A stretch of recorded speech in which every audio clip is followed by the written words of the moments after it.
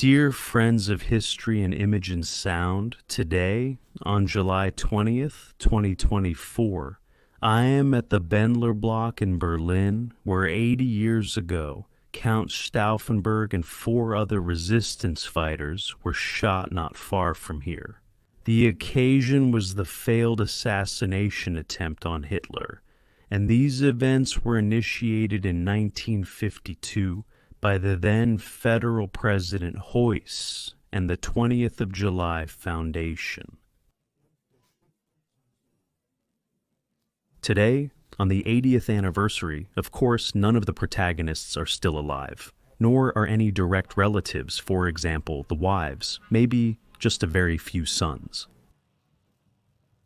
Here in the exhibition, which you can visit behind me on the first and second floors, everything is mainly focused on the 20th of July. However, in 1938, there was a coup attempt, which, if it had succeeded, would not have led to the Second World War, nor to Auschwitz, nor to the destruction of German cities, nor to the dilemma in which Germany still finds itself today in many aspects regarding coming to terms with the past. I will take you to the second floor after the event and show you that the culture of remembrance of the resistance has also been modernized, because certain personalities who were involved in 1938 are simply not represented.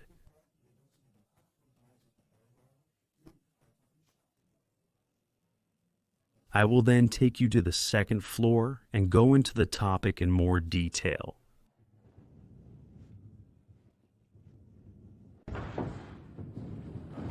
So, I'm up here now in the exhibition in the Bendler Block at the German Resistance Center in Section 8, Paths to July 20th.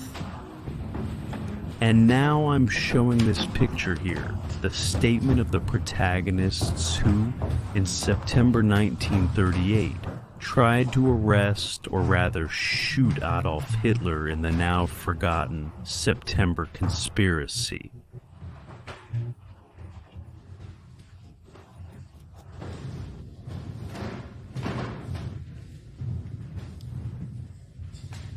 There were, of course, a whole host of protagonists who were part of the strike force at the time, but I will come to that in a moment.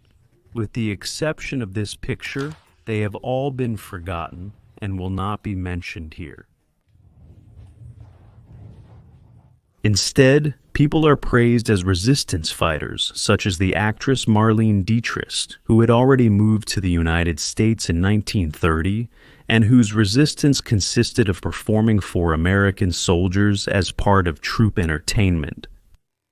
As for the so-called September Conspiracy of 38, it was first reported on in detail in 1969 by the renowned German-Canadian professor Peter Hoffmann in his work Resistance, Coup, Assassination, The Struggle of the Opposition Against Hitler. And furthermore, in 1994, the contemporary historian and co-editor of the Frankfurter Allgemeine Zeitung, Joachim Fest, wrote about it in Coup d'État, The Long Road to July 20th. Et d'abord, is an Marxiste.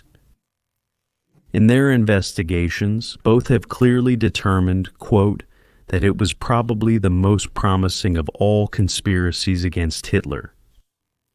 The former British Prime Minister Winston Churchill also briefly addressed the 1938 conspiracy in 1948 in his book on the Second World War, The Gathering Storm. A number of the organizers and participants of the conspiracy survived the war.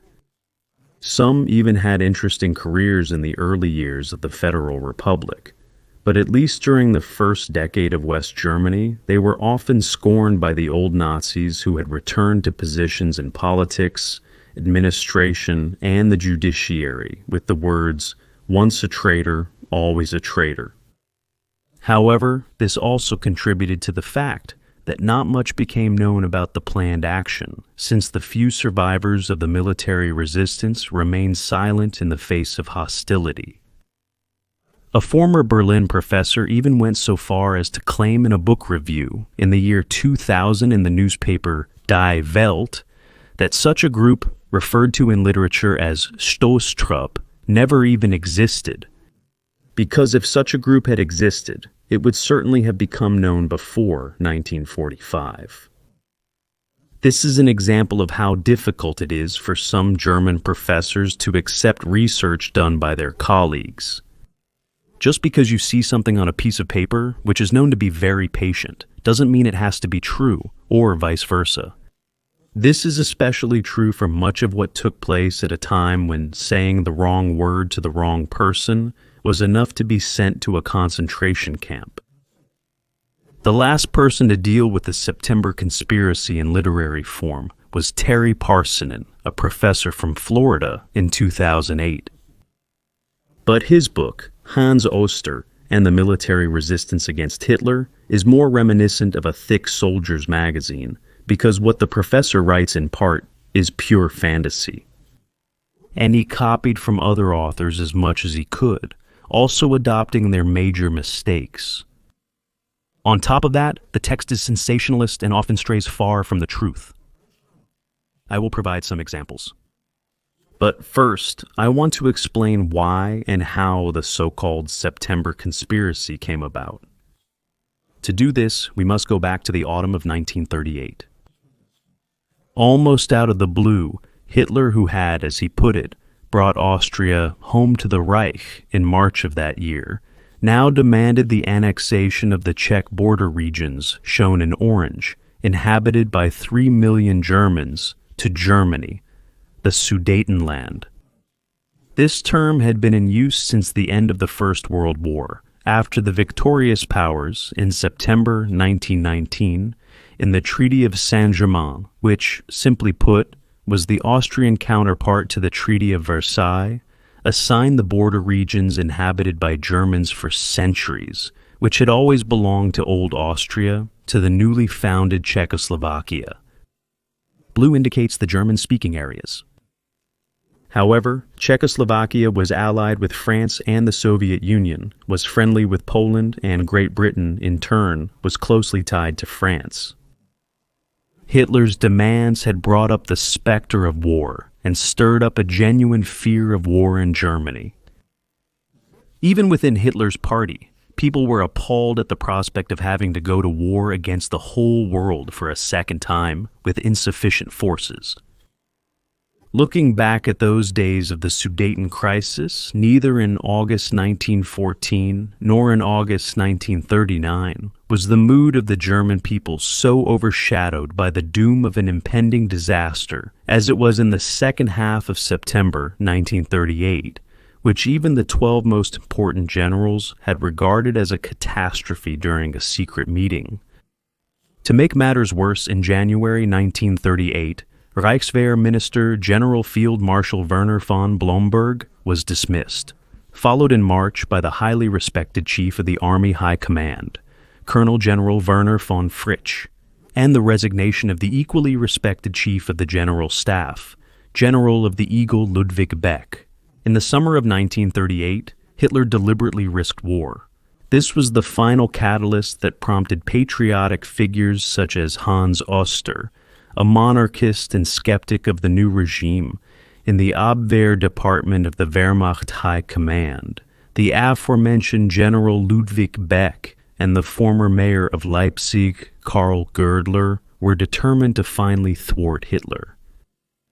This is how the September conspiracy came about, which in its organization had been much more solidly founded than the improvisations of the later war years.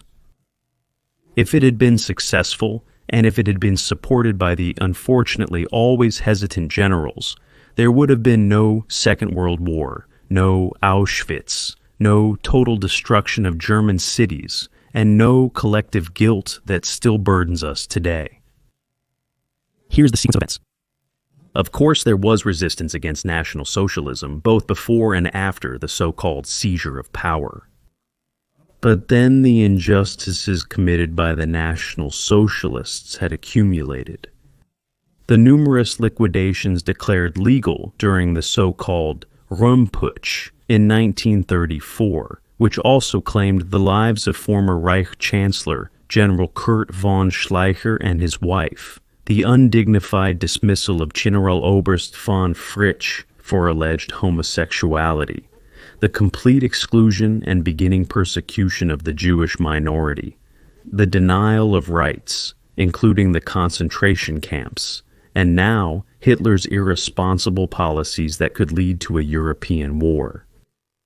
They had provided the final reason for a kind of liberating act. At the beginning of September 1938, Hans Oster, Ludwig Beck, and Karl Goerdeler succeeded in winning over the commanding general of the Third Army Corps, Lieutenant General Erwin von Witzleben, as the military executive authority. After that, the crucial meetings kept taking place at Hans Oster's apartment in Berlin-Wilmersdorf, Bayerische Straße 9. The main figures were General of the Infantry, Erwin von Witzleben, born in 1881 in Breslau, who was executed on August 8, 1944, after the failed assassination attempt on July 20, 1944. Lieutenant Colonel Hans Oster, born in 1887 in Dresden, with the rank of Major General, executed on April 9, 1945. Hans Bernd Gasevius, born in 1904 in Arnsberg, died in 1974. Hans von Donani, born in 1902 in Vienna, executed on April 9, 1945. Presumably also Karl Friedrich Goerdler, born on July 31, 1884 in Schneidemühl, executed on February 2, 1945. Franz Maria Liedig, born in Hunenfeld in 1900, died in 1967. And Friedrich Wilhelm Heinz, born in Frankfurt am Main in 1899, died in 1968. This makes the latter two among the few survivors of the early military resistance. In the conversations in Oster's apartment, names for a new government were mentioned, which in their composition were similar to those of the failed July 20, 1944.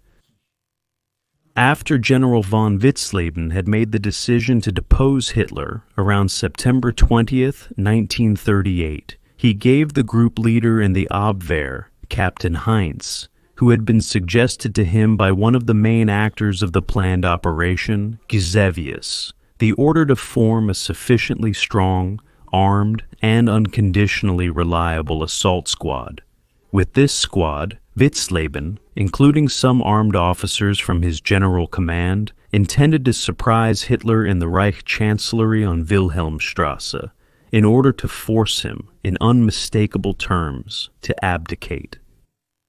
As Witzleben told the conspirators Oster and Heinz, he would explain to the Führer that Germany could not wage war and that he, Hitler, despite all recognition of his previous achievements, would have to step down. After that, Witzleben's alerted Third Army Corps was to occupy Berlin, suppress the expected resistance from the SS Verfügungstruppe, which from 1939 on was called the Waffen-SS, and proclaim a new government.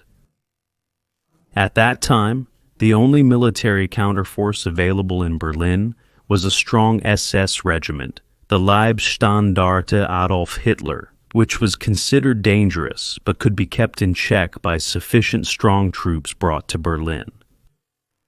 Göring's Luftwaffe was probably not to be feared either, since he had hinted to the Prussian finance minister Johannes Popitz, who was executed in Berlin on February 2, 1945, that he would not oppose a shift of power in Germany, provided that his life was guaranteed, and he was allowed to live an independent life abroad on his savings.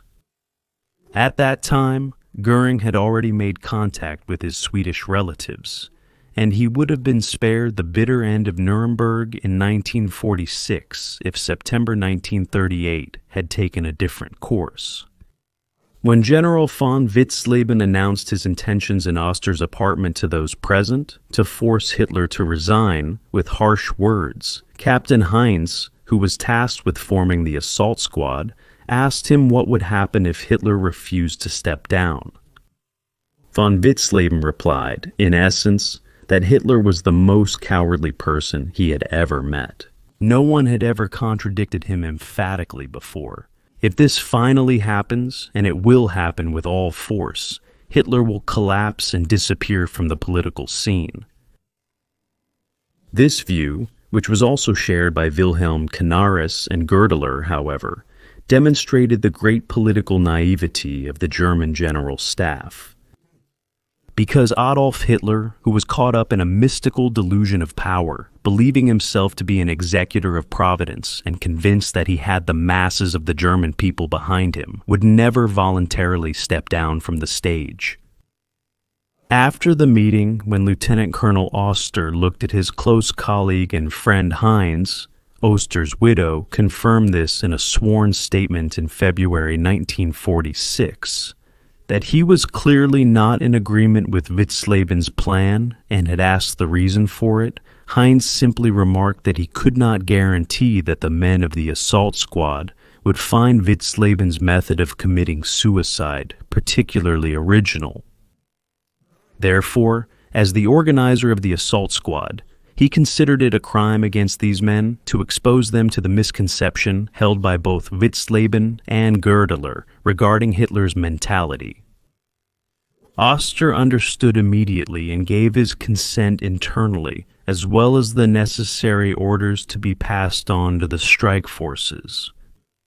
The way into Hitler's office must be forced with violence.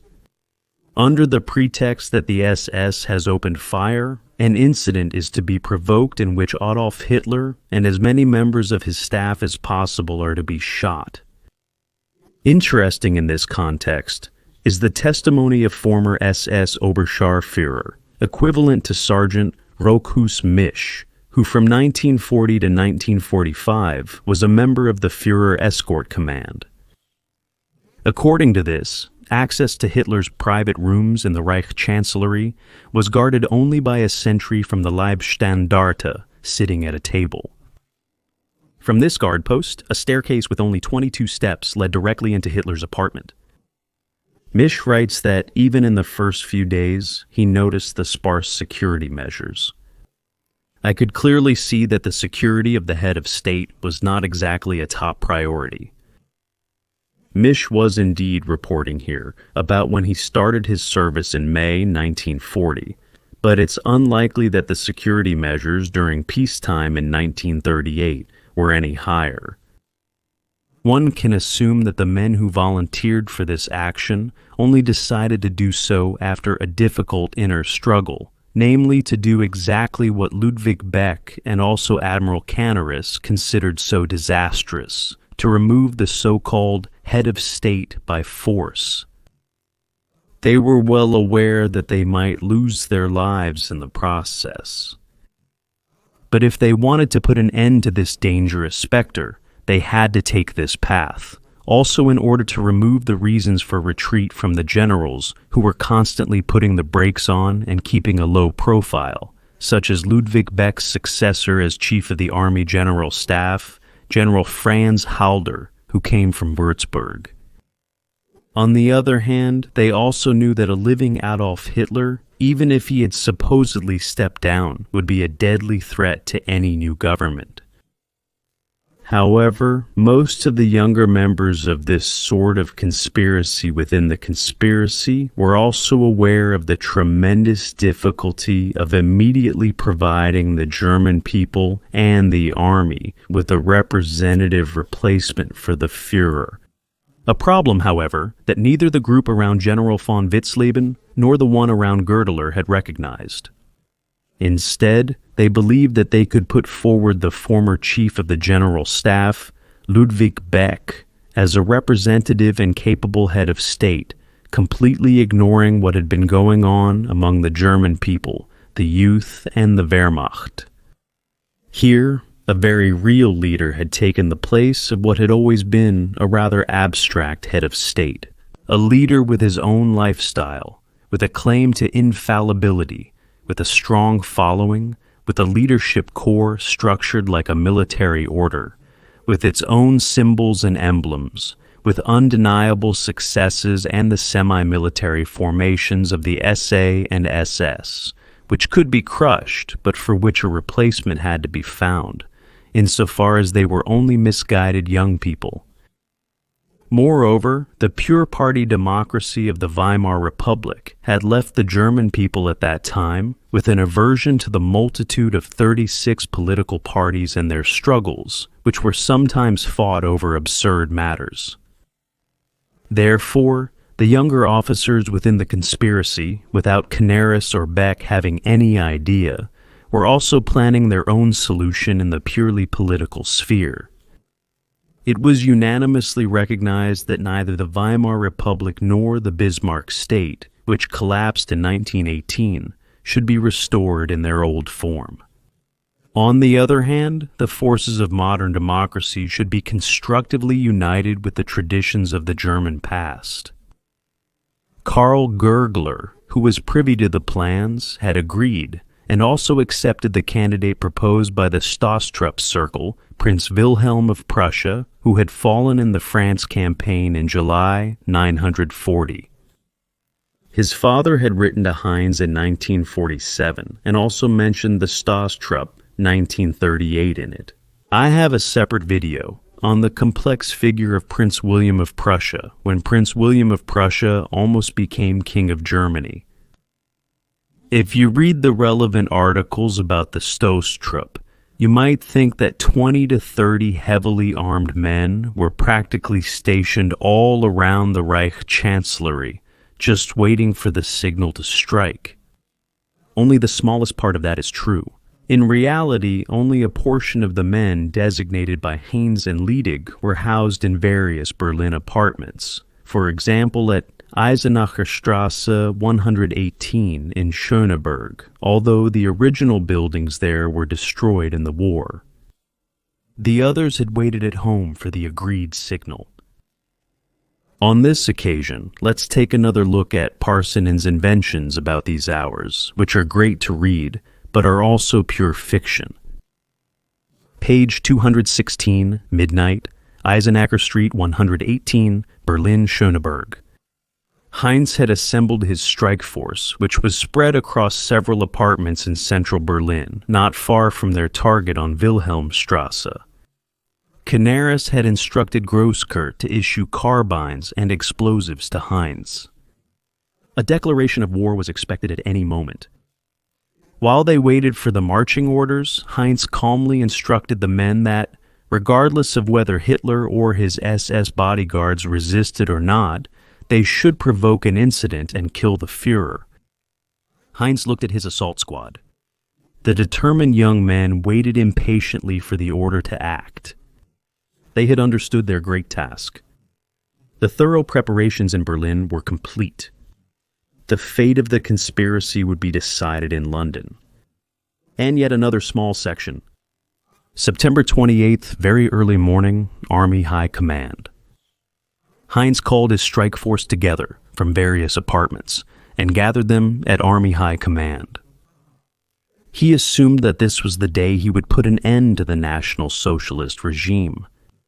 Heinz handed out weapons, ammunition, and hand grenades that he had received from Grosskurt. Attention, now it's going to get really weird.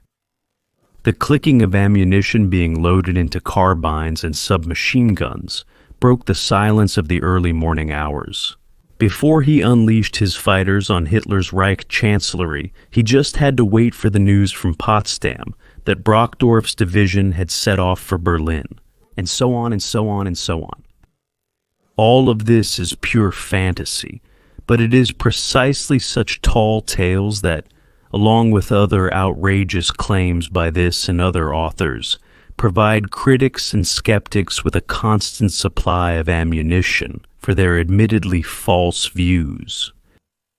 As for the planned action, in the eyes of the conspirators, it only made sense if Hitler stuck to his war plans and ordered the mobilization against Czechoslovakia. Because the overwhelming majority of Germans did not want war, as was already proven by their icy silence during the march of a tank division through Berlin on September 27, 1938. This was intended as a test of the mood of the people. As Ernst von Weizsäcker, State Secretary in the Foreign Office, later described, Goebbels said the following day at lunch in the Reich Chancellery, quote, courageously at the right moment and loudly to the Führer, ignoring everyone else present, that the German public was also very much against the war. Therefore, the conspirators had hoped that the population would have remained neutral toward a regime change if they had learned the true motives of the coup plotters, namely the restoration of law and order. However, whether that would actually have happened is hypothetical, like everything in history that deals with what-if questions. However, I would like to remind you that in the Reichstag election in November 1932, over 13 million Germans voted for either the Social Democratic Party or the Communist Party of Germany, and in the last free election, in March 1933, there were still 12 million. Of course, there were also many opportunists among them, who aligned themselves with National Socialism. But it also cannot be denied that millions of Germans would have joined in, given the right opportunity to restore law and order. So, how did the formation of the assault squad, mentioned in the literature, come about? Which, by the way, had been divided into 3 groups. Since both Abwehr officers Heinz and Liedig had already been tasked with setting up a strike force at an earlier stage, they were relied upon again this time. Since the counterintelligence unit housed in the Bendler block within the high command of the Wehrmacht, that is, the military intelligence service, could most discreetly recruit military or civilian personnel and assemble them for special training courses. This had happened relatively smoothly at the beginning of September 1938. They were reliable young officers, but also opposition students. Many of them knew each other directly or indirectly, or were friends. The majority of these men came from the social revolutionary wing of the former Jungstahlhelm, the youth organization of the Stahlhelm Federation, and the Stahlhelm Student Ring Langemark. And since there are no contemporary records of this complex, the following composition of a significant part of the circle can be deduced from eyewitness accounts and published source material. I always add whether the person in question is mentioned in the German Resistance Memorial Center in Berlin's Bendler block with a biography. First, the 2 with the list of shock troop officers. Friedrich Wilhelm Heinz, born in 1899 in Frankfurt am Main, was severely wounded as a lieutenant in World War I. Afterwards, he served in border protection against Poland in the Erhard Brigade, as a civilian intelligence officer for the Reichswehr, a Stalin guide, a successful writer, but also an early national conservative opponent of Hitler. From 1936, he served in the intelligence service under Admiral Canaris, and from 1940, he was the commander of the 1st Battalion in the Brandenburg Training Regiment, Special Duty 1800, and later of the 4th Brandenburg Regiment deployed in Yugoslavia. From 1944, he was the commander of the Army Patrol Service in Military District 3, Berlin and Mark-Brandenburg.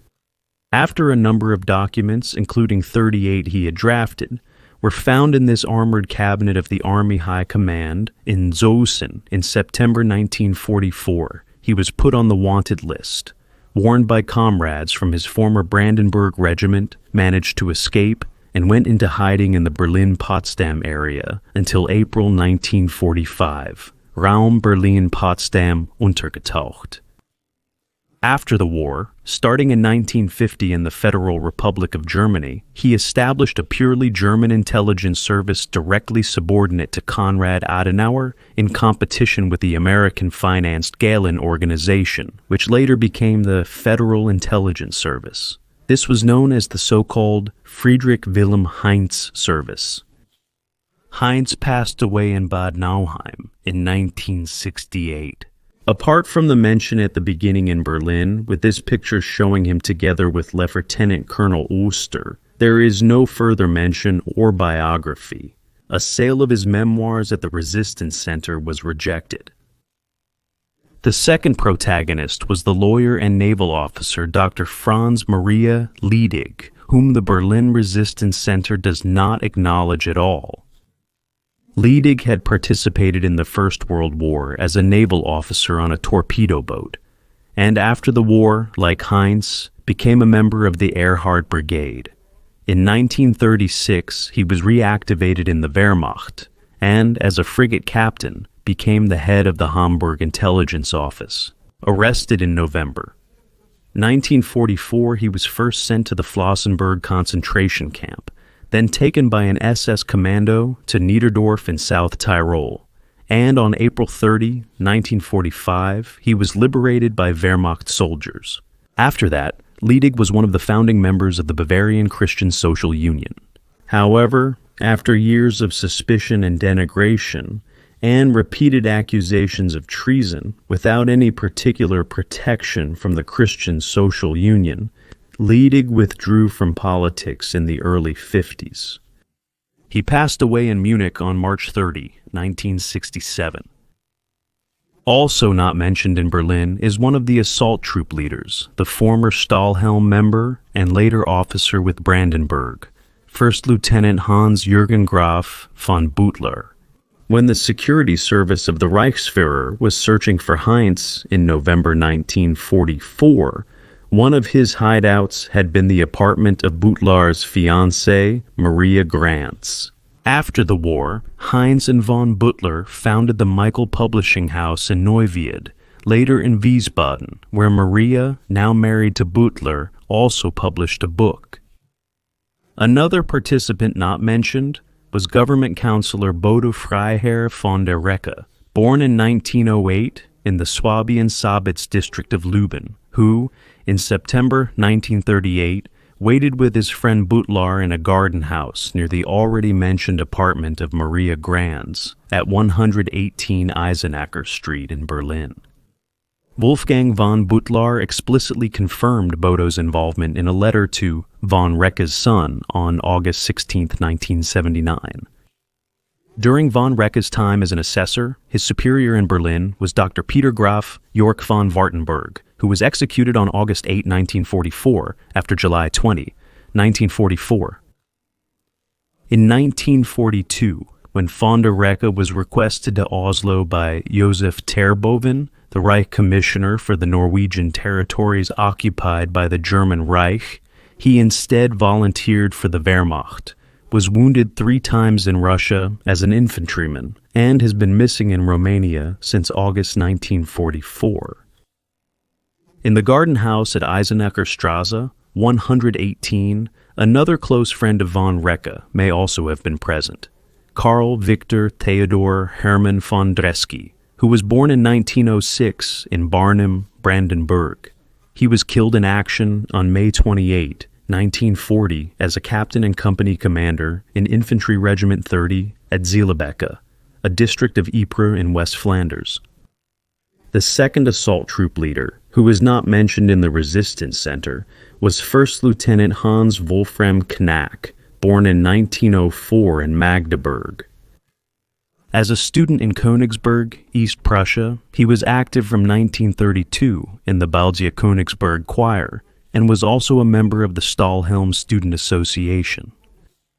A soldier, since 1934 on June 26, 1941 as a first lieutenant and commander of the 8th Company in the Brandenburg Training Regiment, he successfully led the commando operation to capture the strategically important bridge over the Daugava in Latvia, but was killed in action at the age of 26. In 1944, during the search for Heinz, he also went into hiding for a while in the apartment of Knark's mother. The third leader within the so-called assault troop, also not mentioned in Berlin, was Reserve Lieutenant Dr. Hans Albrecht Hertzner, born in 1907 in Potsdam. He was a reserve officer of the Potsdam Infantry Regiment No. 9, coming from the Jungstahlhelm, and a scientific assistant at the Breslau Abwehr office from the circle of friends of Prince Wilhelm von Preußen, who served as a battalion commander in the Stahlhelm Association.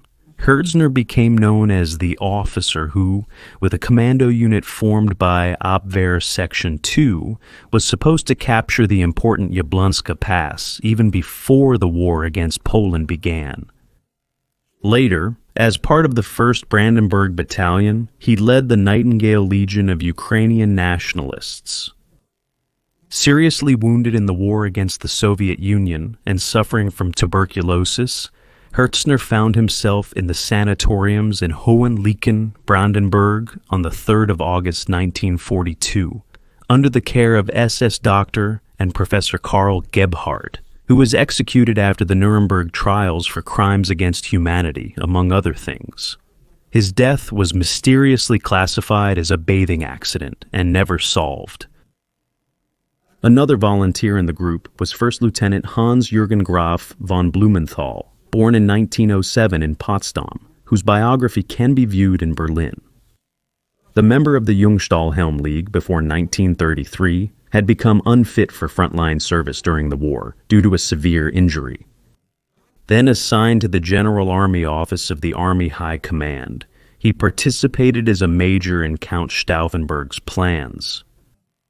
La Blumenthal, a childhood friend of Albrecht Merz von Quernheim, who was shot on July 20th, together with Count Schenk von Stauffenberg, General of Infantry Olbricht, and First Lieutenant Werner von Heften in the courtyard of the Bendler block, was close to Dr. Hans von Donanina, a special leader with the rank of lieutenant, who was probably hanged on April 9, 1945, in Sachsenhausen concentration camp after an SS court-martial.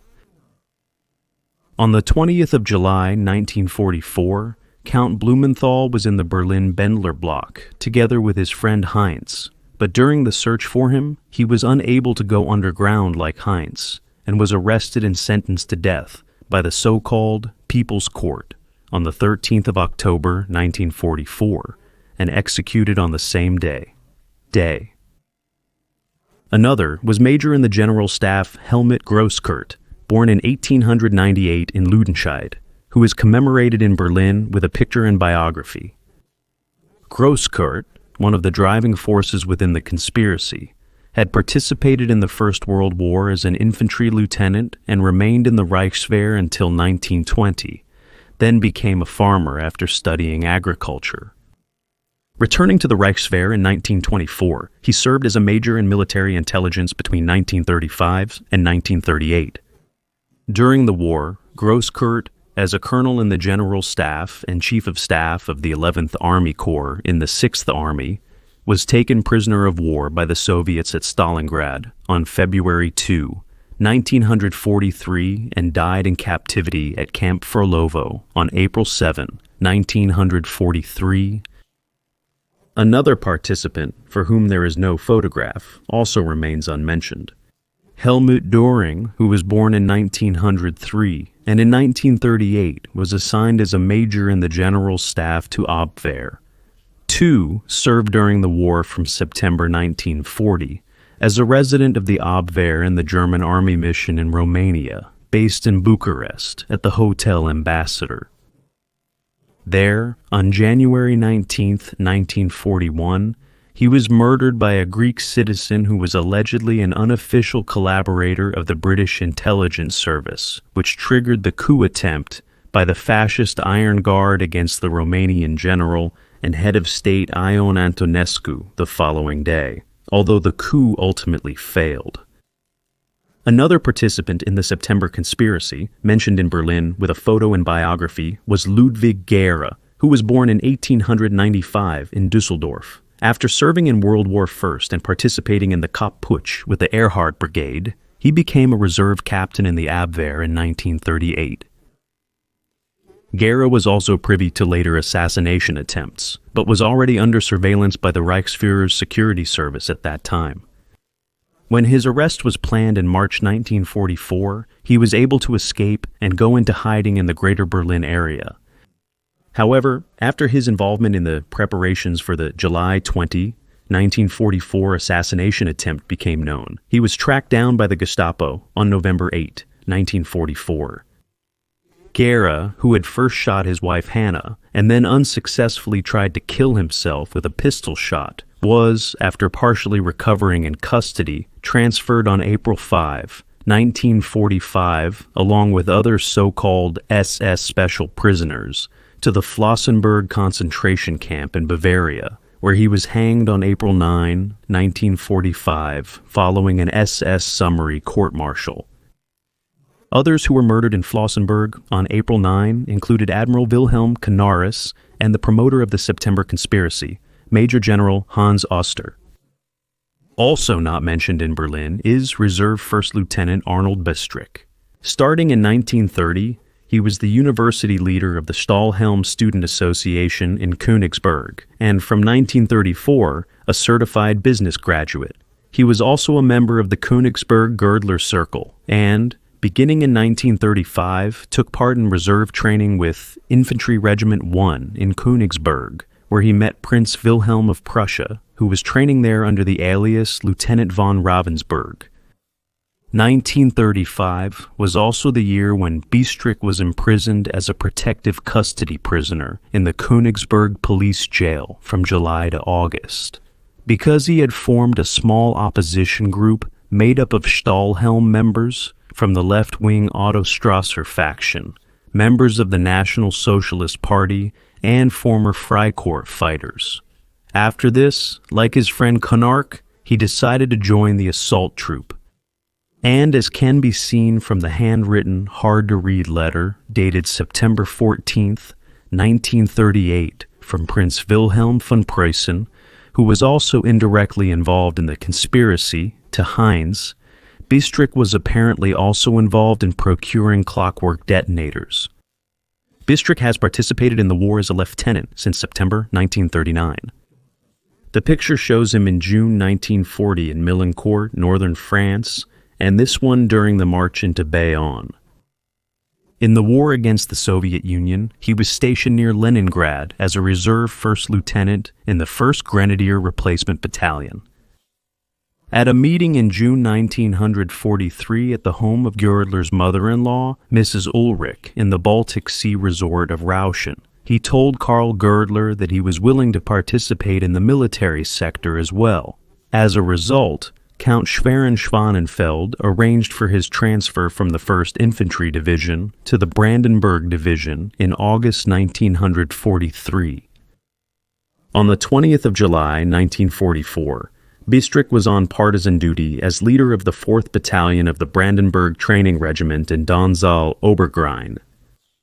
Then, on the 31st of December, 1944, during fighting in the Rominta-Haida sector of the front, now in the border triangle between Poland, Lithuania, and Russia, he was arrested on suspicion of complicity in the events leading up to the 20th of July and taken to the Lehrterstrasse prison in Berlin.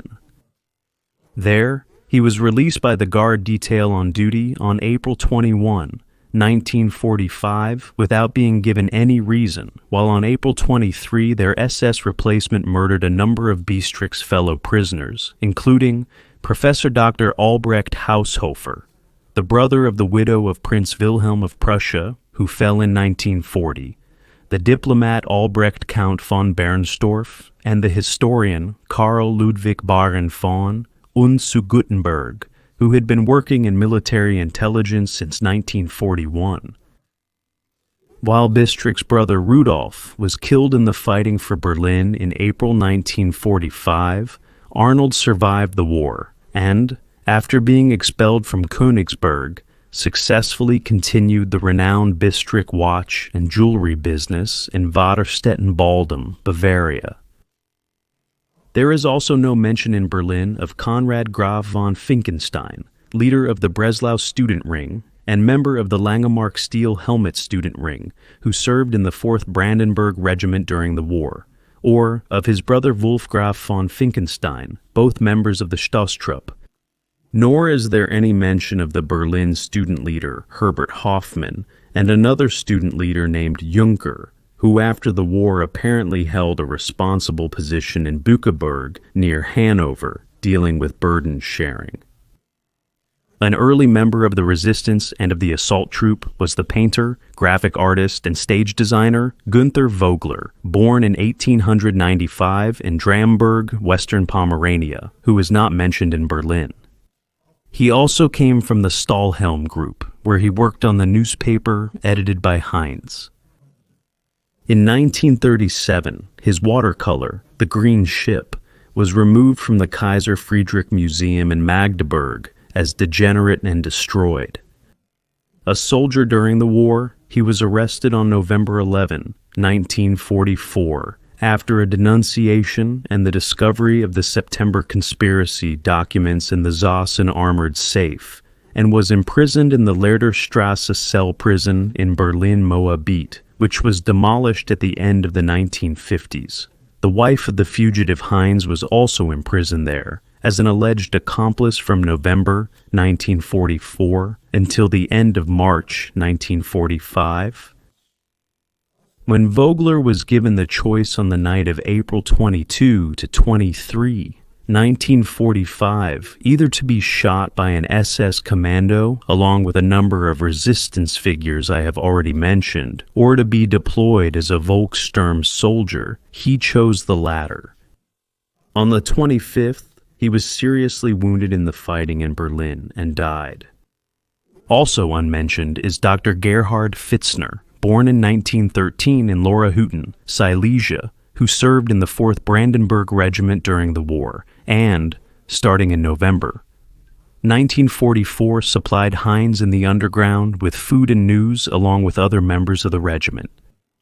After the war, Dr. Pfitzner became the head assessor of the princely court chamber of the House of Schaumburg-Lippe in 1949, and until 1950, he was the district and regional chairman in the Christian Democratic Union. He passed away on January 13, 1978 in Buckeberg. Another probable member of one of the two assault squads was Haubold Count Horst von Einsiedel, a trainee lawyer born in Dresden in 1905, who from 1940 belonged to the Kreisau Circle, which formed around Helmut James, Count von Moltke, who was executed on January 23, 1945. Immediately after the war, Einsiedel worked in the economic administration of the newly formed Berlin Magistrate. From August 1945, he then worked in the planning department for industry in the Soviet-occupied zone.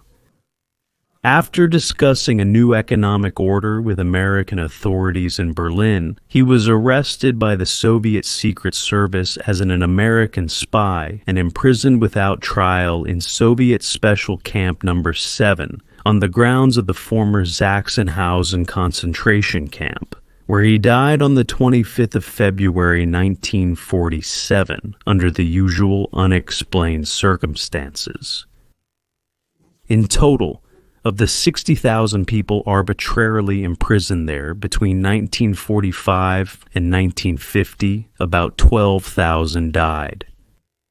The last participant of the assault troop I have identified so far, who was not mentioned in Berlin, and of whom there is also no photograph, was the journalist Albrecht Erich Günther, born in 1893 in Langenburg, Württemberg, the firstborn son of the writer Agnes Günther, who died of tuberculosis in 1911 at the age of 47.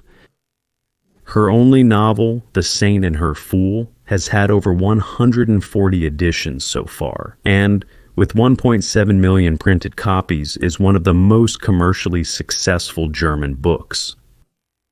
Albrecht Erich Günther was a soldier in the First World War, then in the Freikorps, a member of the conservative June Club, and since 1926 co-editor of the magazine Deutsches Volkstum, in which capacity he came into contact with Heinz, who brought him into the assault troop in 1938.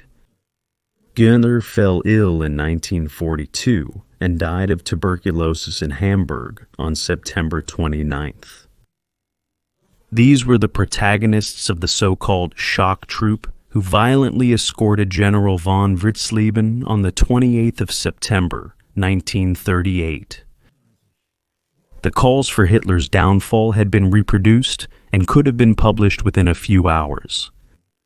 The occupation and operation of the radio stations were much better organized than 6 years later, on the 20th of July, 1944.